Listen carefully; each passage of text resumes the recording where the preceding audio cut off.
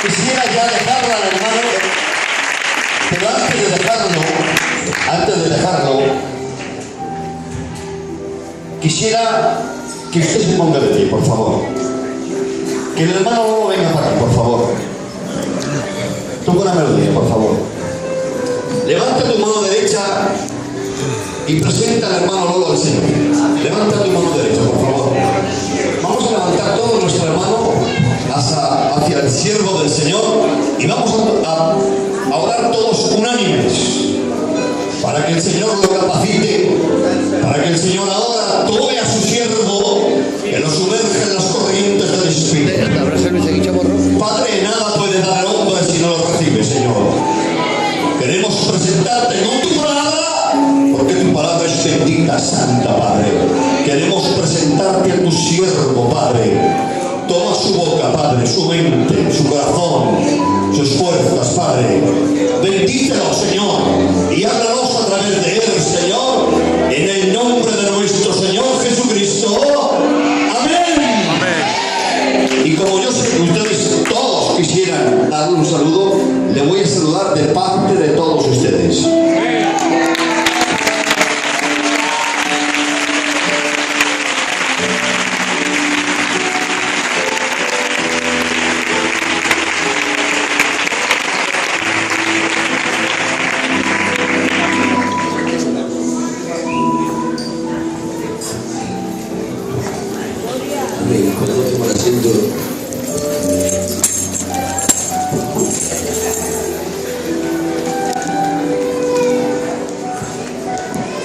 Amén.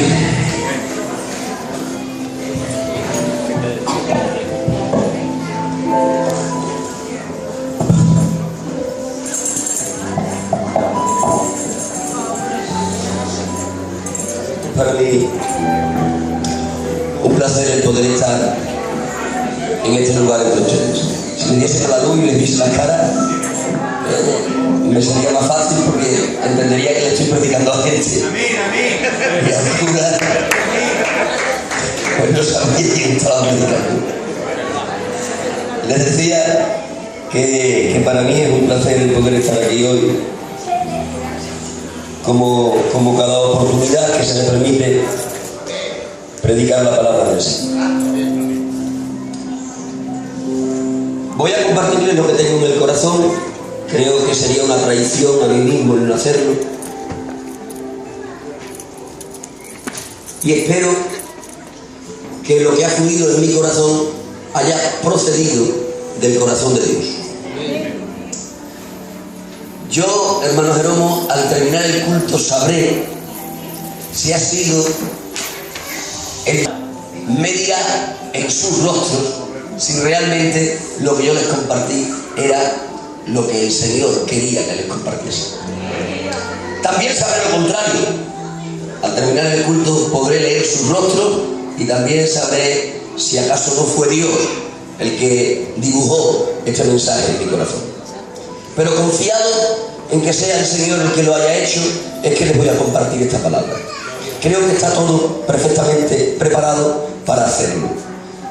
Voy a intentar hacerlo lo más breve posible, sin necesidad de mutilar ninguna de las partes fundamentales de lo que les voy a decir. Y voy a intentar hacerlo breve por una sola razón. Porque quisiera, después de terminar, volver a retomar esa parte en la que hemos estado adorando. Amén. Al terminar, yo quisiera retomar al hermano Paco y quisiera estar de nuevo adorando. Por eso voy a hacerlo breve, porque creo que no hay nada mejor que hacer que adorar al Señor. Amén. Amén. Voy a leerles 1, 2, 3, 4, 5, 6, 7, 8 textos de la palabra del Señor y me voy a reservar un noveno para finalizar el mensaje que les voy a compartir. Préstenme oído a lo que les voy a leer, porque en la simple lectura de los textos ustedes rápidamente van a entrar en sintonía con lo que yo les voy a compartir. Carta a los Hebreos, en el capítulo 5, verso 7 en adelante, dice así la palabra del Señor. Y Cristo, en los días de su carne, ofreciendo ruegos y súplicas con gran clamor y lágrimas al que le podía librar de la muerte, fue oído a causa de su temor reverente. y aunque era hijo, por lo que padeció, aprendió la obediencia. Y habiendo sido perfeccionado, vino a ser autor de eterna salvación para todos los que le obedecen. Y fue declarado por Dios sumo sacerdote según el orden de Melquisedec. Vénganse ahora conmigo al capítulo 22 del Evangelio según San Lucas, que según dicen los que entienden, es donde ocurre lo que el autor a los hebreos nos acaba de enseñar. Lucas 22, 39, el archiconocido pasaje de nuestro Señor en el huerto de Getsemaní. Y saliendo, se fue como solía al monte de los olivos, y sus discípulos también le siguieron. Cuando llegó a aquel lugar les dijo: orad que no entréis en tentación. Y él se apartó de ellos a distancia como de un tiro de piedra, y puesto de rodillas oró diciendo: Padre, si quieres, pasa de mí esta copa, pero no se haga mi voluntad sino la tuya. Y se le apareció un ángel del cielo para fortalecerle, y estando en agonía oraba más intensamente, y era su sudor como grandes gotas de sangre que caían hasta la tierra. Cuando se levantó de la oración, vino a sus discípulos y los halló durmiendo a causa de la tristeza. Vénganse ahora al pasaje del libro de los Hechos, capítulo 16, verso 25 al 26, y encontraremos no a Jesús en Getsemaní, sino a Pablo y a Silas en las celdas de castigo de la ciudad de Filipo. Pero a medianoche, orando Pablo y Silas, cantaban himnos a Dios y los presos los oían. Entonces sobrevino de repente un gran terremoto, de tal manera que los cimientos de la cárcel se sacudían, y al instante se abrieron todas las puertas y las cadenas de todos se soltaron. Acompáñenme ahora a un pasaje tan remoto como aquel que aparece en el libro del Génesis, capítulo 22, verso 5. Aquí no encontramos a Cristo en Getsemaní, ni tampoco a Pablo en la celda de castigo de Filipos. Aquí encontramos al anciano patriarca Abraham en uno de los días más grises de su vida. 22, verso 5. Entonces dijo Abraham a sus siervos: esperad aquí con el asno, y yo y el muchacho iremos hasta allí, subrayen esto, y adoraremos y volveremos a vosotros. Vénganse ahora a un pasaje tan archiconocido como el del primer capítulo del libro de Job, y lean conmigo una conversación realmente sorprendente. Satanás hablando con Dios en relación al patriarca Job. Capítulo 1, verso 10 al 11, dice así la palabra del Señor: ¿no le ha acercado alrededor a ella su casa y a todo lo que tiene? Al trabajo de sus manos has dado bendición, por tanto sus bienes han aumentado sobre la tierra. Pero extiende ahora tu mano y toca todo lo que tiene, y verás si no blasfema contra ti en tu misma presencia. Dijo Jehová a Satanás: esto es para morir. He aquí, todo lo que tiene está en tu mano. Vuelvan conmigo al capítulo 22 de Lucas y vean aquí también una conversación tan sorprendente como la que acabamos de narrar. Aquí es Jesucristo hablando con San Pedro en relación a una conversación inmediatamente anterior que él ha tenido con Satanás.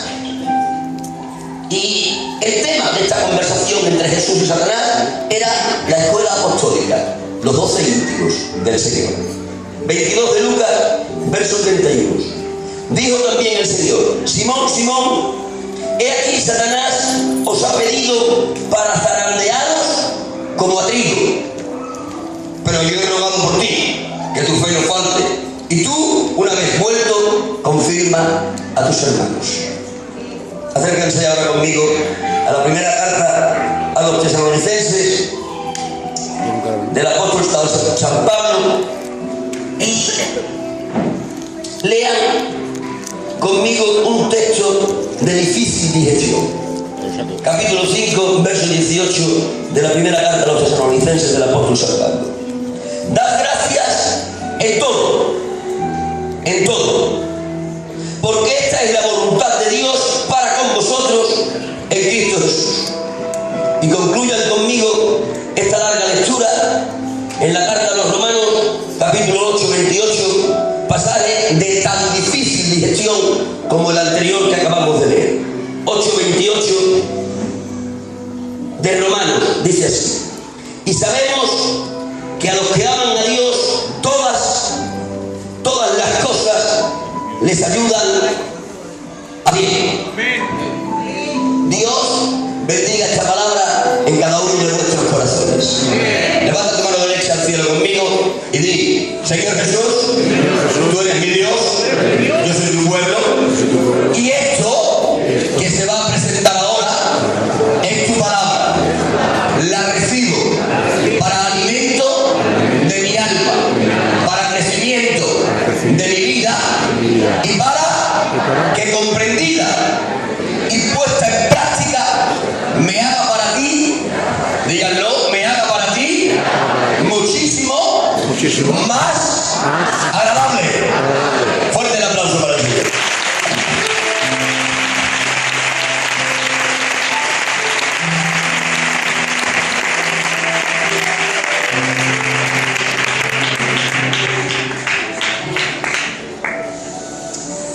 Le titulé a este mensaje en el tiempo en el que el Señor me permitió verlo, y el título que le di fue Adorando en la crisis.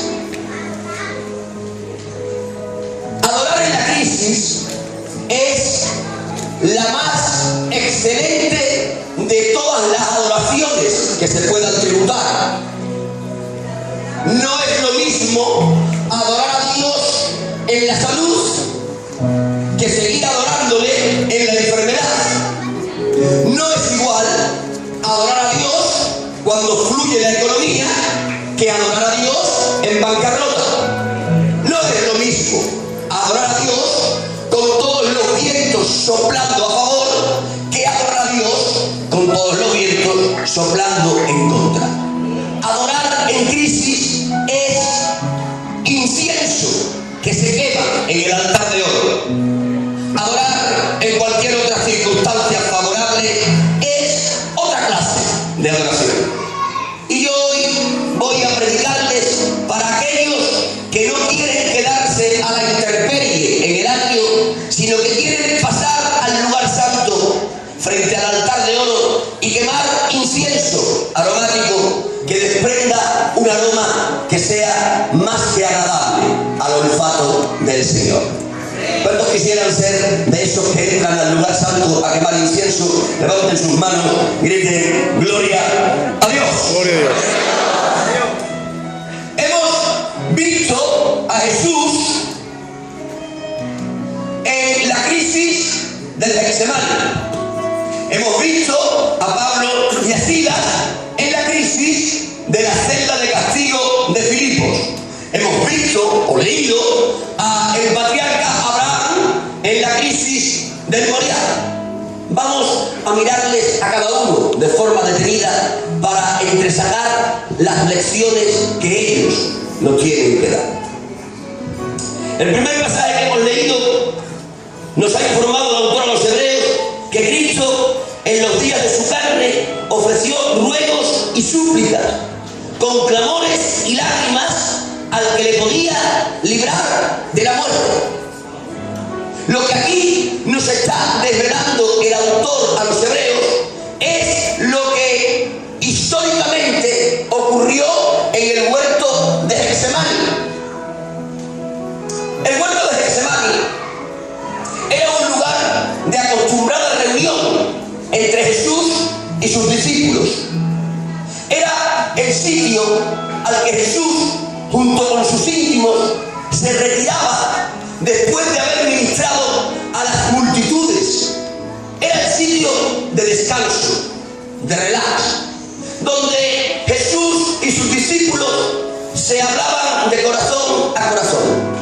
Era en un lenguaje contemporáneo, el sitio donde el pastor se desanuda la corbata, se quita los zapatos, pone los pies encima de la mesa. Eso era Getsemaní para Jesús y sus apóstoles. Siempre, excepto en esta ocasión. En esta ocasión, Getsemaní, más que nunca, va a hacer honor a su nombre. En esta ocasión, Getsemaní va a ser verdaderamente una presa de aceite. En esta noche Jesús ha llegado a Getsemaní después de haber instituido la Santa Cena y de haber celebrado la Pascua judía. Y la Escritura cuenta en el Evangelio según San Lucas que cuando se está aproximando a los aledaños del conocido huerto, el Señor tiene un sentimiento de difícil explicación. Es tal el sentimiento de temor, y después explicaré el porqué, que el Señor tiene, que se ha dirigido a Pedro, a Jacobo y a Juan y les ha dicho: quedaos conmigo, estoy triste hasta la muerte. Dios, hecho carne, está pidiendo un poco de camaradería cristiana a tres tristes mortales. Alguien se podía preguntar por qué el Señor necesita la cercanía de estos tres. Voy a ser breve. Porque tenía miedo. Habrá quien se sorprenda y diga: mi Señor, miedo. Y les diré: sí, nuestro Señor en su naturaleza humana padeció todas las limitaciones que por inherencia tiene el género humano, y también experimentó la sensación del miedo. Yo no sé si vosotros alguna vez habéis experimentado la sensación del miedo. Yo les podría dar cátedra de lo que es sentir miedo. Recuerdo de pequeño, mi padre, que está con el Señor, me quería acostumbrar a dormir solo, y cuando él me metía en la habitación y apagaba la luz en mi soledad, era apagar la luz y aparecer todos los fantasmas posibles. Y yo reaccionaba de la misma manera que reaccionó mi Señor. Salía corriendo de la habitación, pasillo abajo, entraba en la habitación de mis padres, entraba en la cama, y cuando yo sentía a mi padre y a mi madre cerca de mí, cuando cerca de mí yo sentía a mis seres queridos, el miedo, ¡pras!, se evaporaba. Porque el miedo psicológicamente se evapora cuando sientes cerca al ser querido, al amigo, al conocido. Mi Señor reacciona como cualquier humano ante el miedo que empieza a hacer presa en él. Se dirige Pedro, Jacobo, Juan, los tres íntimos del círculo de los íntimos, y les dice: quedaos conmigo, estoy triste, angustiado hasta la muerte. Se ha ido como a un tiro de piedra y se ha puesto a orar. Quiero que le vean orando. Quiero que hagan un ejercicio de fantasía, que sean capaces de verle a él. Está rogando, suplicando, clamando, llorando, dirigiéndose al Padre. Y en el intervalo de esa oración, dice la Escritura, en la pluma del evangelista Lucas, que para más señas es médico, que el sudor de Jesucristo empezó a ser como grandes gotas de sangre. El médico evangelista nos está enseñando que la sangre de las venas y arterias de Jesús empezó a irrumpir por los poros de su piel. Y dice: los que dominan la ciencia de la medicina, que cuando la sangre de las venas y arterias irrumpe por los poros de la piel, eso es una evidencia inequívoca de que hay una extrema conmoción de terror. Sudar sangres es la científica evidencia de que uno está padeciendo terror. Jesús está siendo presa de una conmoción de terror, y la manifestación física de ese miedo es sudar sangres. Quiero que le vean rogando, suplicando, clamando, llorando, envuelto en sangre y dirigiéndose al Padre. ¿Y en qué forma se dirige? Padre, pasa de mí esta copa. Parafraseándolo, haciéndolo contemporáneo. El Señor le estaba diciendo al Padre: ¿por qué no lo hacemos de otra manera? No me gusta el contenido de la copa que estoy viendo. No quiero vivir lo que intuyo que me espera. El Señor en Getsemaní está siendo presa de una extrema conmoción de terror, sencillamente porque está percibiendo lo que le aguarda en el futuro inmediato. Déjenme expresarlo así, como si en Getsemaní se hubiera extendido una inmensa pantalla cinematográfica delante del Señor. Y en aquella inmensa pantalla cinematográfica es como que Jesús es capaz de percibir lo que el futuro inmediato le está aguardando. Mi Señor está viendo la crucifixión, pero no solo está viendo la crucifixión en su parte externa, más terrible aún, está viendo la crucifixión en su parte interna. No solo está viendo que le besan la barba, que le escupen, que le dan de puñetazos y de bofetadas. No solo está viendo que le flagelan las espaldas y que le coronan burla. No solo está viendo que le ponen un manto de púrpura y tiene que caminar como una cruz a cuestas.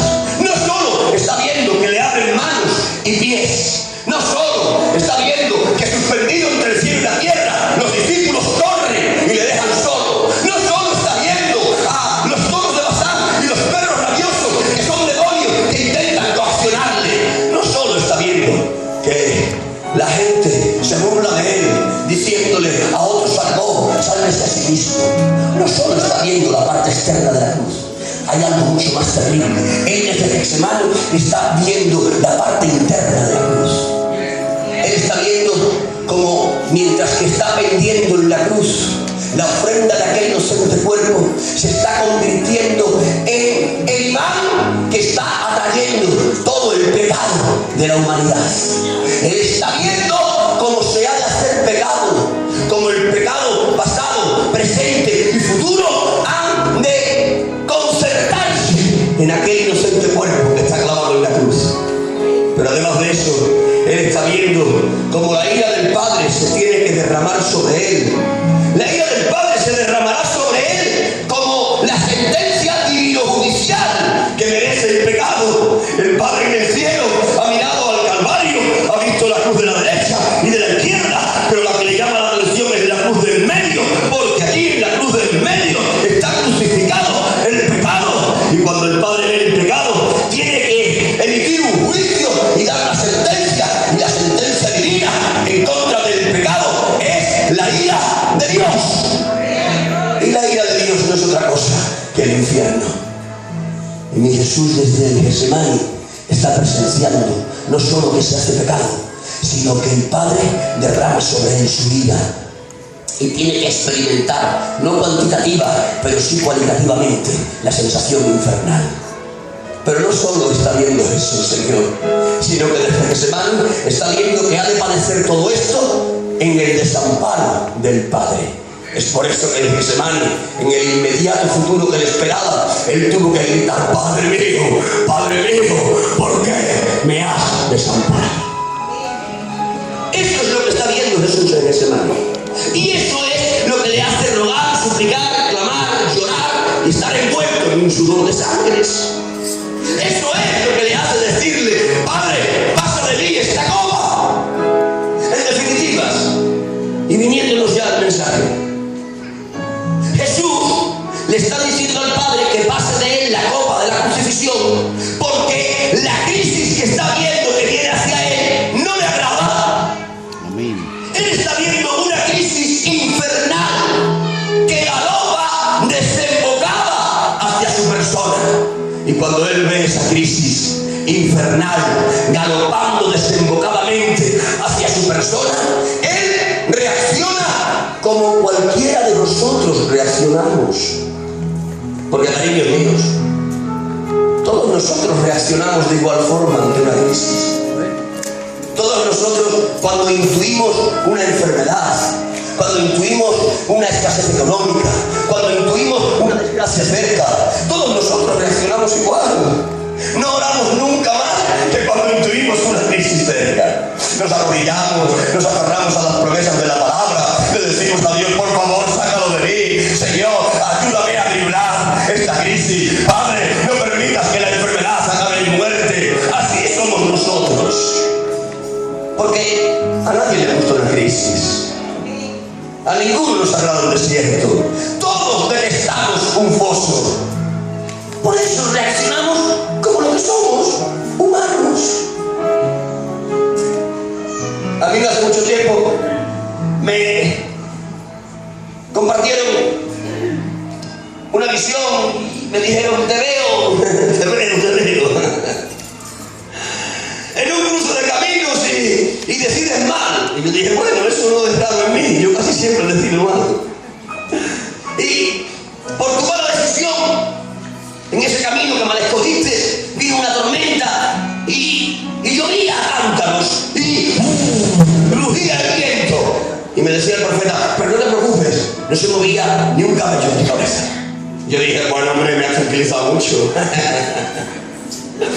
Dice, después de aquello te veía entrar en un lugar y había un hombre grande y daba la mano y llorabas y llorabas y llorabas y llorabas. Y de que terminabas de llorar, volvías al cruce de caminos, tomabas el camino correcto y ese hombre te daba la mano y empezabas a andar y tú, a medida que andabas, ibas creciendo y mientras más andabas, más crecías. Cuando terminaron de compartirme esa visión, me fui a casa a orar, y orando le dije al Señor, la segunda parte la acepto, la primera por favor no me dejes vivirla. A ninguno nos gusta una crisis, todos intentamos librarla. Mi Señor ha hecho lo que cualquiera de nosotros hubiésemos hecho. Padre, pasa de mí esta copa, no quiero lo que veo, no me agrada lo que viene. ¿Podríamos hacerlo de otra manera, Padre? Pero mientras que el Señor oró de esa manera, no ocurrió absolutamente nada. Pero a Dios, de que mi Jesús entró en la segunda parte de la oración, de que mi Jesús, después de decir, Padre, pasa de mí esta copa, dijo, pero no se haga mi voluntad sino la tuya. De que mi Señor dijo en esa segunda parte de la oración, lo que estaba haciendo realmente era adorando, porque adorar es aceptar la voluntad divina por encima de la voluntad propia, aun cuando la voluntad divina no nos agrade.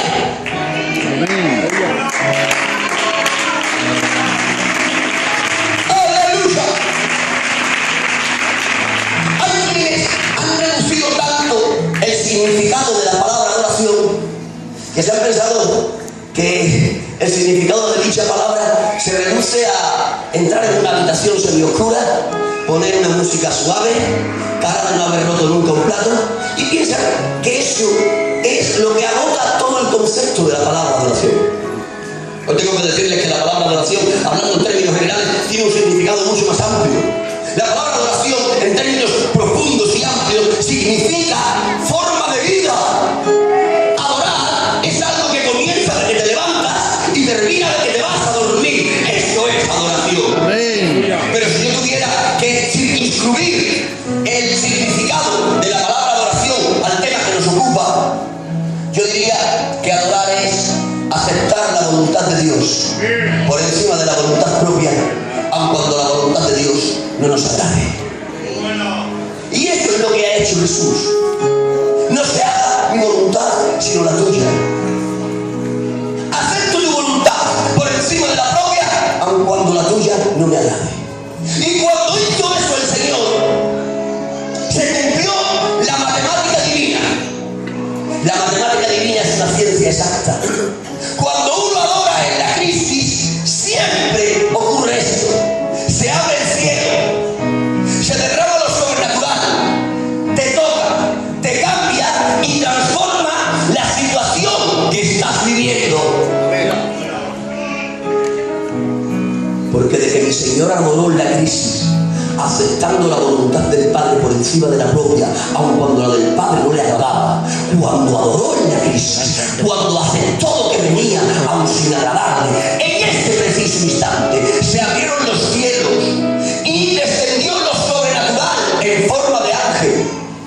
Porque, cariños míos, la irrupción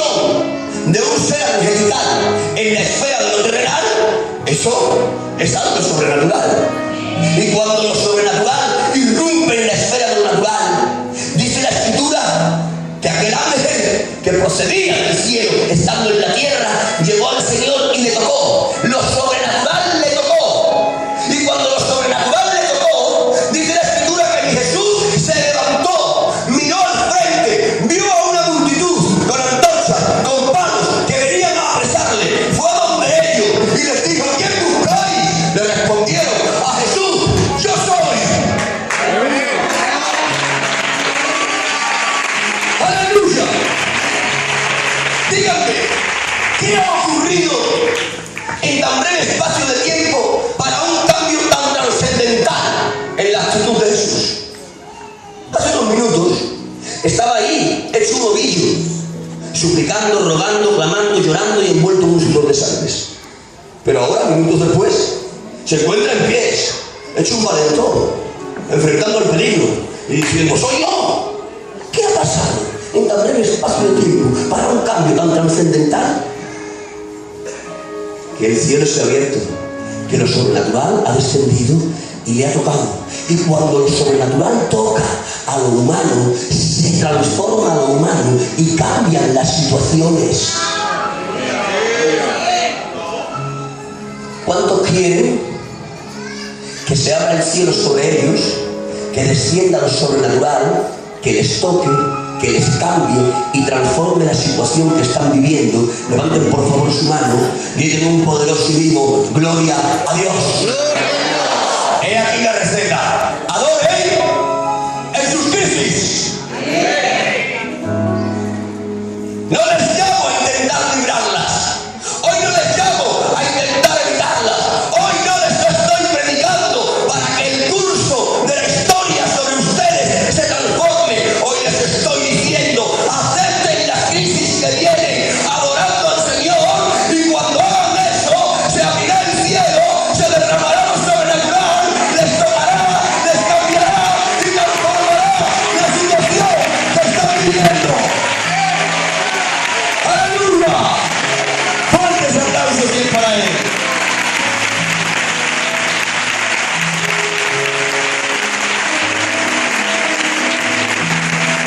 Más fuerte si es para Él, por favor.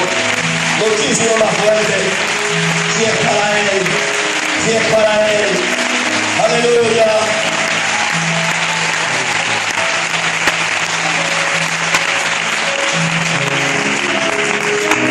Acompáñenme al libro de Hechos.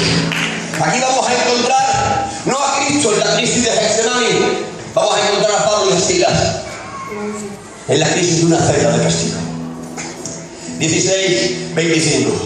Pero a medianoche, orando Pablo y Silas, cantaban himnos a Dios. Esto es para ponerse.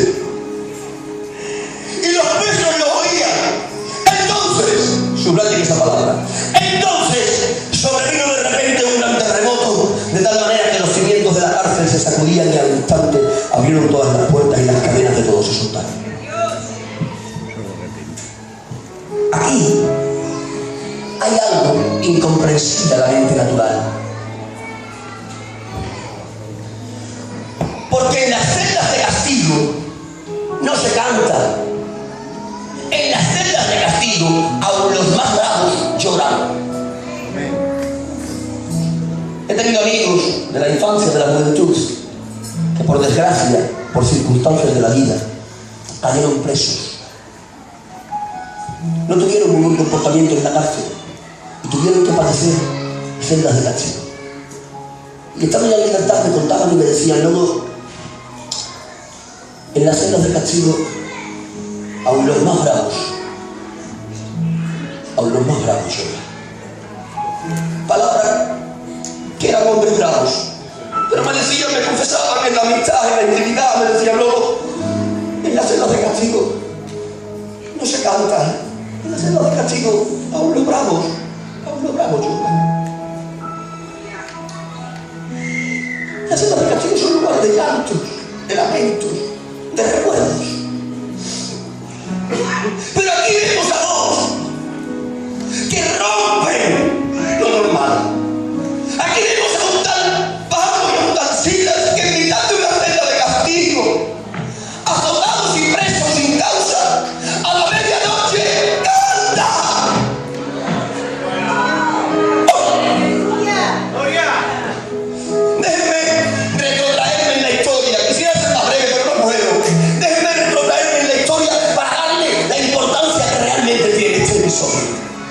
Este episodio comienza en el segundo viaje misional del apóstol San Pablo.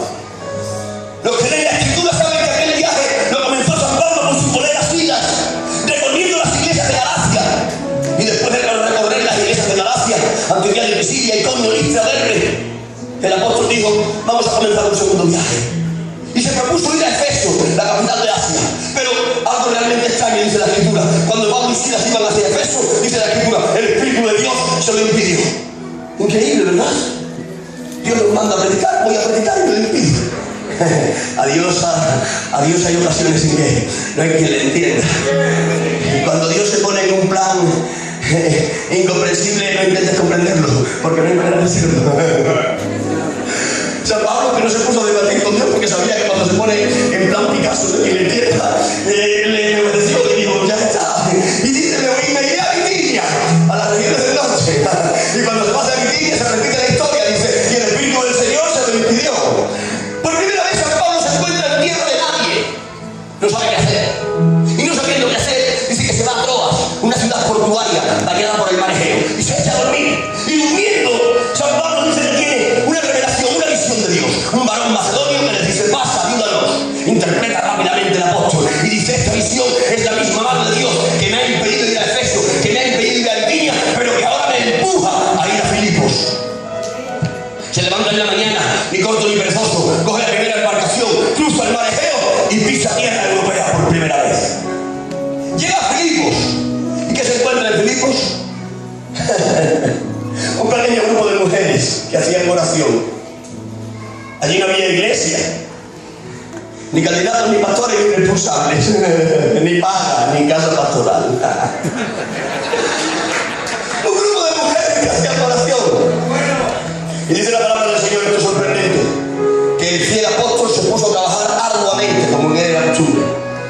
Si yo a ser yo, Pablo, si yo soy Pablo el apóstol, y Dios no me deja ir a Efeso, que es la capital, ni me deja ir a Bitinia, que es donde no tiene nombre, y me manda a Filipos, y lo que hay en Filipos es un pequeño grupo de mujeres, palabra de corazón que yo me enfado con Dios. Porque, cariños míos, para llevar una oración de mujeres, sirve un candidato. No hace falta un apóstol. Pero es que este era apóstol y Dios le ha mandado a hacer trabajo de candidato. Si yo soy él. Si soy él, le digo, pero ¿qué te pasa? Que está cada día peor. Está cada día peor. Pero no te acuerdas que yo soy el Pablo. Sí. Palabra de sabiduría, palabra de ciencia, donde fe, donde hacer milagros, donde sanidades, revelación, inspiración en la palabra. Soy el apóstol.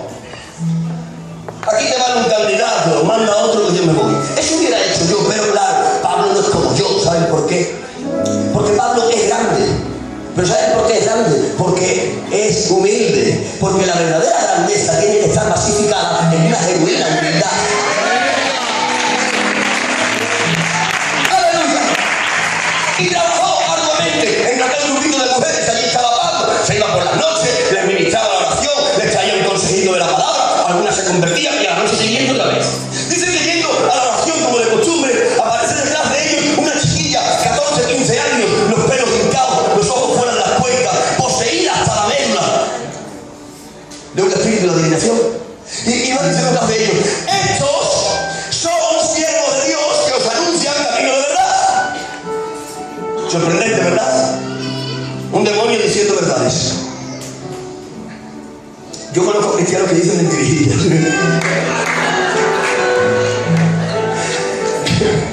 Pero este demonio decía verdades. San Pablo, exasperado, porque aquel demonio todos los días le hacía publicidad gratuita. Y San Pablo no recibe publicidad de los demonios. San Pablo nada más que recibe que le exalte su propio Dios. Se ha girado al demonio y con la autoridad apostólica que le caracterizaba, le ha dicho: demonio, sal fuera. Aquel demonio, ante la autoridad de la voz apostólica en el nombre de Jesús, deja aquel cuerpo. La chiquilla le vuelve los ojos a la cuenca, el pelo se le alisa, se pone al lado de Pablo. Todo parece funcionar bien, ¿verdad? Es todo lo contrario. Ahí comienzan los verdaderos problemas. Porque aquella chiquilla, además de poseída, era esclava. Y sus amos ganaban muchísimo con el espíritu de adivinación que la tenía poseída. cuando los amos se han percatado que el espíritu de adivinación ha salido y que la fuente de sus ganancias se ha terminado, han tomado a Pablo y a Silas como responsables de la bancarrota de su empresa y lo han llevado ante las cortes judiciales. Les han hecho un juicio rápido y la sentencia del juicio rápido ha sido cárcel, azote y celda de castigo.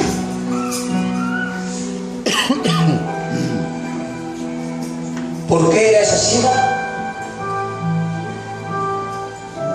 Por obedecer de una forma completa a Dios. Bien podía haber dicho Pablo, llevo toda la vida obedeciéndote, toda la vida. Llevo toda la vida diciéndole que sí. Y no te he dicho nunca que no. Me dijiste no vayas a eso y no fui. Y me dijiste no vayas a Virginia y no fui. Y me empujaste a Filipos y fui.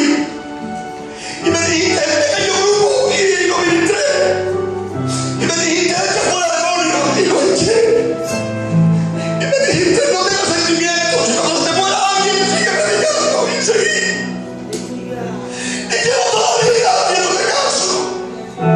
Y toda mi vida diciéndote que sí. Y la ciega de mi siembra. La ciega de mi siembra. Es un juicio injusto. Una cárcel. 40 azotes. Y una celda de castigo. Esta es la ciega de mi siembra. Dejo mi palabra, si yo soy Pablo aquella noche. Me vuelvo a Dios.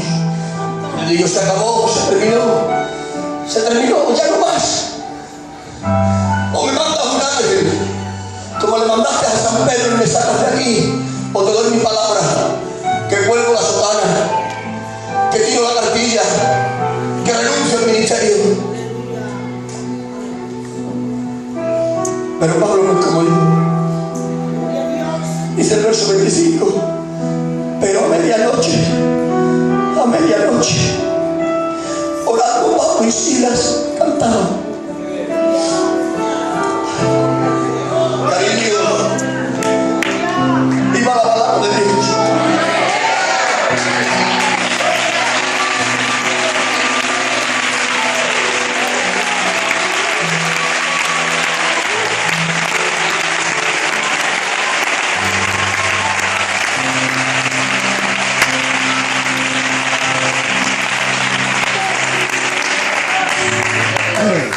Viva lo meticulosa que es la palabra de Dios. Dice que a la medianoche oraban cantando. Si la palabra simplemente hubiese dicho a la medianoche oraban, yo me hubiera sentido identificado. Hubiera dicho, yo también hubiese orado, claro. Pero hubiese orado la oración que les he narrado antes. La de la insatisfacción, la de la incomprensión, la de la renuncia. Pero el texto sagrado no dice que oraron simplemente. Dice que oraron cantando. No era la oración de la retirada ni de la renuncia, era la oración de la alabanza. Cuando se ora cantando es igual a adoración. Pablo y Silas no reaccionan como yo. A pesar de la siembra de fidelidad y de la siega tan injusta que han recibido, a pesar de la cárcel de los azotes, a pesar de la celda de castigo, ellos están adorando. Están adorando en su crisis. ¿Y qué ocurre cuando se adora en la crisis? La matemática divina. Se abren los cielos, se derrama lo sobrenatural, te toca, te cambia y transforma la situación. ¡Aleluya!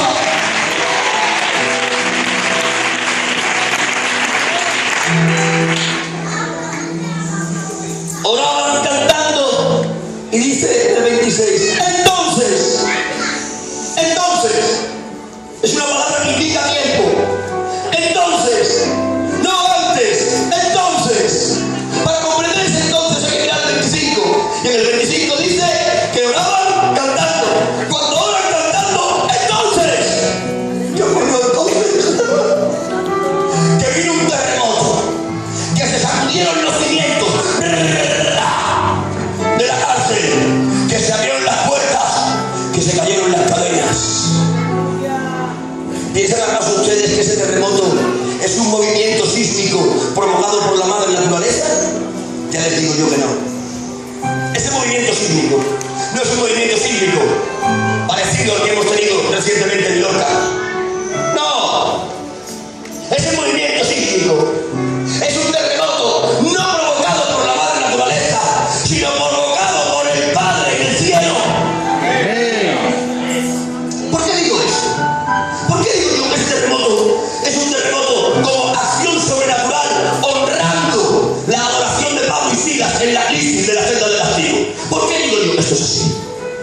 lo dice la Biblia. La palabra del Señor en el libro de los Salmos dice: a la presencia de Dios tiembla toda la tierra. Aleluya. Dice la palabra del Señor que Dios, su presencia, descendió sobre el Sinaí, y el Sinaí se balanceaba como un ebrio. Salmos y Éxodo nos enseña que a la presencia de Dios la tierra tiembla. Ese terremoto es un terremoto de esa índole, no de la madre naturaleza. Déjenme escenificar lo que ocurrió. Dios estaba en el tercer cielo, mientras que Pablo y Silas estaban en la senda de castigo. Dios en el tercer cielo estaba recibiendo las alabanzas angelicales. Ángeles, serafines, querubines, arcángeles, adorándole. ¿Qué entonación tiene? No hay como ellos, ni Pavarotti. Y ahí estaba Dios recibiendo. Pero hay una alabanza que se cuela en el cielo. No tiene tan buen tono de voz como la de los ángeles, pero Dios, que distingue los aromas, dijo: esta alabanza no estemos de animales gordos en el altar de bronce. Esto es incienso aromático en el altar. Aleluya. Y percibiendo, dijo: ángeles, arcángeles, serafines, querubines, cañón. Puso oído. Y cuando recibió la oración, cuando percibió el aroma, Dios dijo: esto es una adoración en crisis. Y miró Dios en el balcón del cielo. Pablo y Silas, azotados, presos, celda de castigo. Toda esa ciega por hacer mi perfecta voluntad es adoración de crisis. Y le dijo Dios: ángeles, arcángeles, serafines, ahí os quedáis, que me voy a la cárcel con ellos.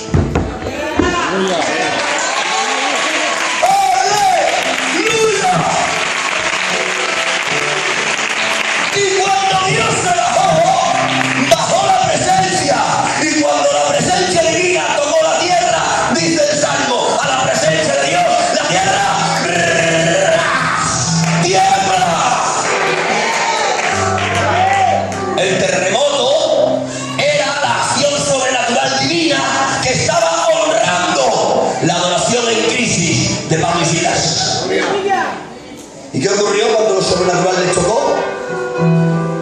Que cambió su situación y se transformó lo que estaban viviendo. Cuando el terremoto ha sacudido la cárcel, dice que se han abierto las puertas, se han caído las cadenas. El carcelero, al ver la ruina, se me escapan los presos. Conocía la ley de aquel entonces, y la ley de aquel entonces decía: un preso que se escapa a un carcelero, el carcelero paga con su vida al preso fugado. El carcelero, sabiendo que le iban a matar, dijo: antes que me maten, me mato. Y cogió la espada y se va a matar. Y cuando se va a matar, aparece una voz inconfundible, es la del apóstol. De aquí del final de la senda de castigo. Y le dice la voz del apóstol: ¡detente! ¡Los demandantes! ¡Estamos todos aquí! Aleluya. Esto es sorprendente, ¿no? Miren, que con las puertas abiertas y las cadenas caídas se quedasen Pablo y Silas, lo entiendo. Porque los cristianos nos sujetamos a las autoridades superiores, aun cuando estas nos tratan injustamente. ¿No? Bueno, Pablo y Silas sí. Porque estos eran... No me extraña que se queden Pablo y Silas. Son cristianos, de verdad. Y se sujetan a las autoridades aun en un trato injusto. Lo que me sorprende es el resto de los presos comunes. Tampoco se han ido. Ya les dije que soy amigo de excarcelarios. Me contaban mis amigos y me decían: no, de que en la cárcel se apaga la luz a las 10. Todos los presos soñamos lo mismo. Soñamos con que al día siguiente nos va a venir la carta de libertad. Soñamos con que se van a abrir las puertas, con que se van a soltar las cadenas. Soñamos con que nos vamos a reencontrar con la mujer, con los hijos, con los padres. Con eso soñamos. Hay un solo sueño en las cárceles. Pero estos presos van contra corriente. A estos se les hace realidad el sueño. Se les han abierto las puertas. Se les han caído las cadenas. Pero dice el texto: estamos todos aquí. La pregunta es obligada de escucharme: ¿por qué se quedan todos aquí? Porque aquellos presos en un instante comprendieron que vale más una cárcel con la presencia del Señor que una libertad sin la presencia de Él. Aleluya.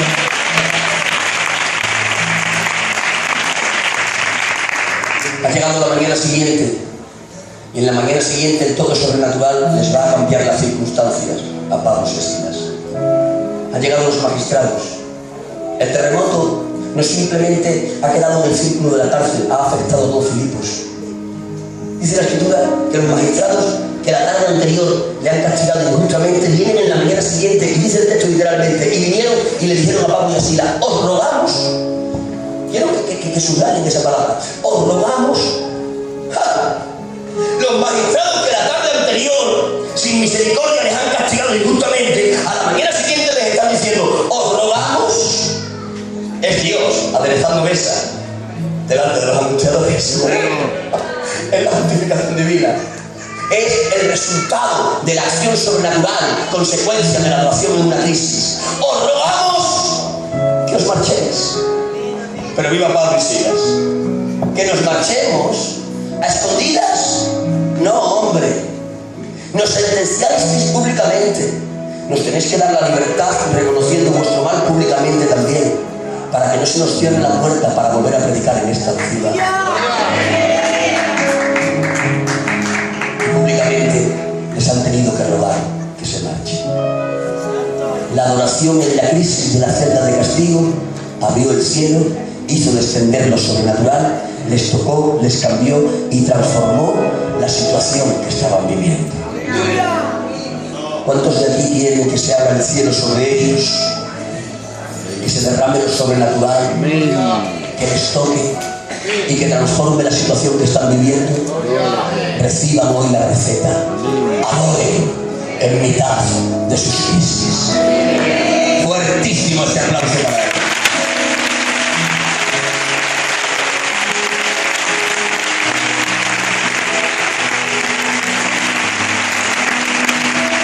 Muy fuerte para él.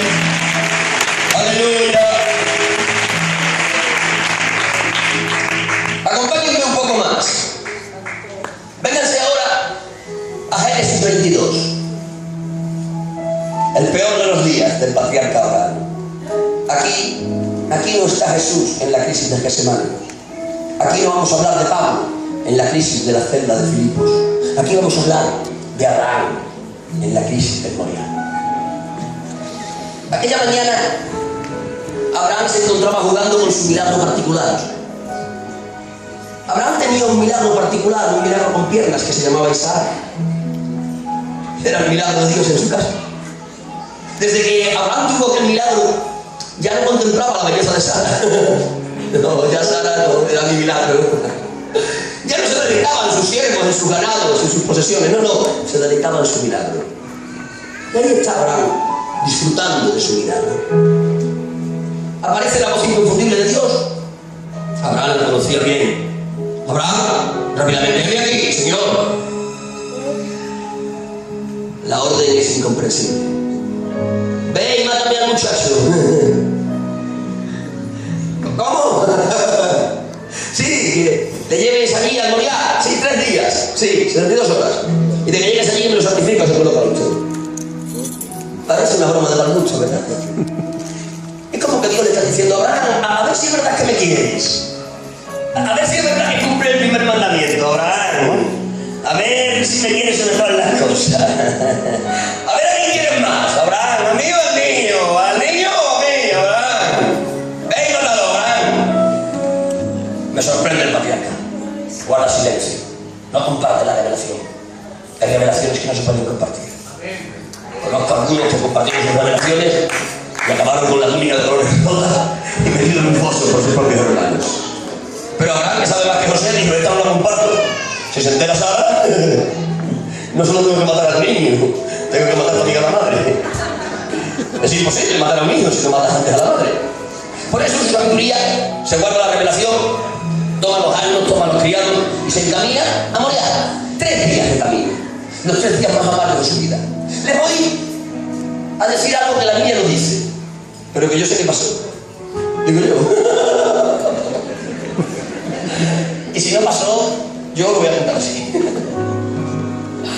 Pueden ver el primer día, Abraham caminando con sus niños, con los asnos, con los criados. Aquel primer día apareció un demonio en la escena.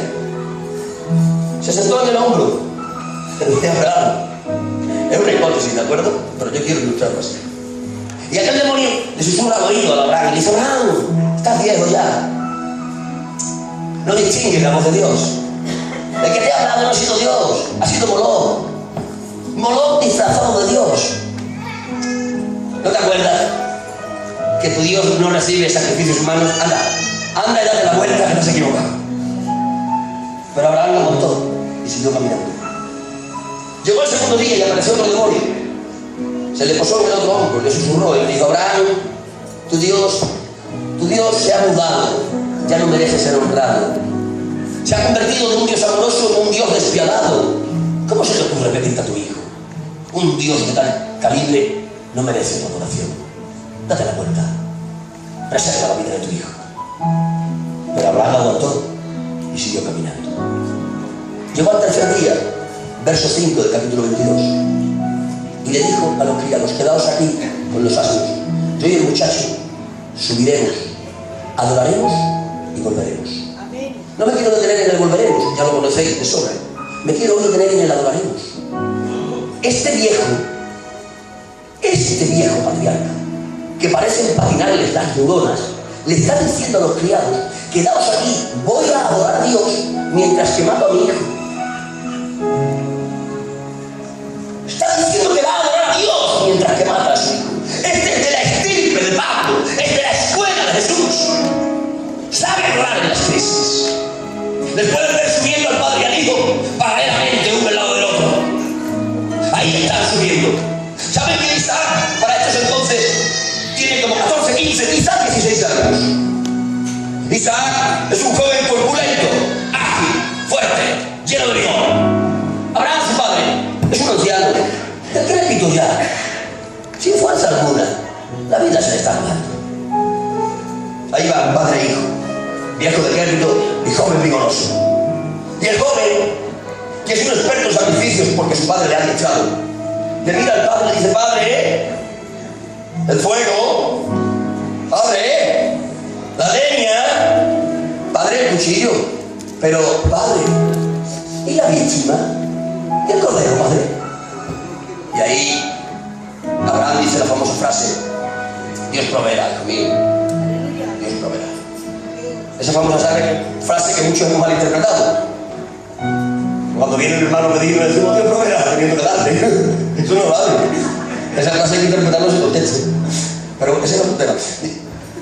Dios proveerá, hijo. Quiero entender a título personal de que Isaac en ese momento ya sabe que él es la víctima. Pero sabiendo que es la víctima me sorprende, porque sigue caminando al lado de su padre. Si yo soy Isaac y a mi padre se le ocurre matarme, palabra. Con 16 años, en toda la fuerza de mi vigor, mi padre decrépito ya. Yo doy un poco aquí, estoy corriendo. La de abajo, y de que estoy en la distancia como decía, le digo: ¡oh!